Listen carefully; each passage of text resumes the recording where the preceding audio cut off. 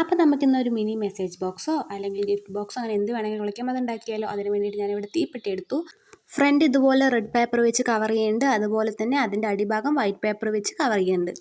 Cover ചെയ്യുക, അതിനുശേഷം കുറച്ച് തീപ്പെട്ടീൻ്റെ അതേ സൈസിലുള്ള പേപ്പർ വെട്ടിയെടുത്തിട്ട് നമുക്ക് വേണ്ട മെസ്സേജസോ അല്ലെങ്കിൽ എന്താണോ നിങ്ങൾ അതിൻ്റെ ഉള്ളിൽ വെക്കാൻ ഉദ്ദേശിക്കുന്നത് അത് ചെയ്തെടുക്കുക. ഞാനിവിടെ മെസ്സേജാണ്.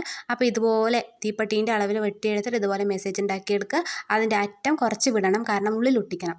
ഇതുപോലെ വീഡിയോയിൽ കാണുന്ന പോലെ ഒട്ടിക്കുക. പിന്നെ ഒരു ചെറിയ ടൈ ഉണ്ടാക്കി കൊടുക്കുന്നുണ്ട്, ഇതുപോലെ വെക്കുന്നുണ്ട്, അടച്ചു കൊടുക്കുന്നുണ്ട്. പിന്നെ ഞാൻ ഫ്രണ്ടിൽ ഫോർ യു എന്ന് എഴുതി കൊടുക്കുന്നുണ്ട്, അപ്പുറത്ത് പുഷ് അങ്ങനെയൊക്കെ എഴുതി കൊടുക്കുന്നുണ്ട്. എഴുതി കൊടുക്കുക, ഫോർ യു ഒട്ടിച്ചു കൊടുക്കുക, ചെറിയൊരു ബോ ഉണ്ടാക്കിയിട്ടുണ്ട്, അത് വെച്ച് കൊടുക്കുക. അപ്പം നമ്മുടെ മിനി മെസ്സേജ് ബോക്സ് അല്ലെങ്കിൽ ഗിഫ്റ്റ് ബോക്സ് ഇവിടെ റെഡി ആയിട്ടുണ്ട്. ഇനി നമുക്കിതൊന്ന് തുറന്ന് നോക്കാം. തുറക്കണ്ട്, എന്നിട്ട് ആ ടൈൽ പിടിച്ച് വലിക്കുക. അതിന് വേണ്ടിയിട്ടാണ് അത് വെച്ചിരിക്കുന്നത് കേട്ടോ.